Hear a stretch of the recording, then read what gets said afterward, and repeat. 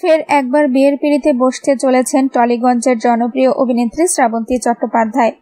টলিপাড়ায় জোর গুঞ্জন, শুক্রবার 4 বৈশাখ প্রেমিক রোশন সিং এর সঙ্গে বিয়ের পিঁড়িতে বসেছেন অভিনেত্রী। টালিগঞ্জে কান পাতলে শোনা যাচ্ছে রোশনের দেশের বাড়ি চণ্ডীগড়ে বসছে শ্রাবন্তীর বিয়ের অনুষ্ঠান। অনেকে বলছেন গত 1 বৈশাখেই রোশন সিং এর সঙ্গে বাগদান সেরে ফেলেছেন অভিনেত্রী।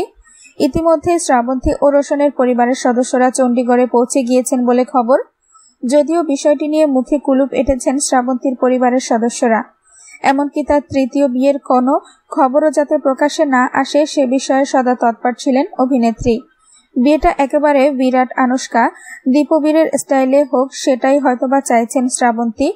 শোনা যাচ্ছে বিয়ের অনুষ্ঠান সেরে কলকাতায় ফিরে বিশেষ রিসেপশন পার্টির আয়োজন করবেন শ্রাবন্তী ও রোশন।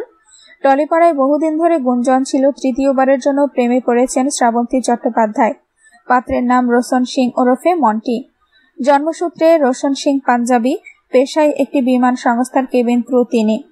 বর্তমানে পার্ক সার্কাস এলাকাতেই থাকেন বলে রোশন। জানা যাচ্ছে মন্টি ওরফে রোশন শ্রাবন্তীর জামাইবাবুর পরিচিত। সেখান থেকেই তার সঙ্গে শ্রাবন্তীর আলাপ। তাদের পরিচয় নাকি খুব বেশি দিনেরও নয়, মাত্র 4 মাসের। কিছুদিন আগে শ্রাবন্তী আরবানার ফ্ল্যাটে রোশনের সঙ্গে দোল খেলতেও দেখা গিয়েছিল রোশনকে।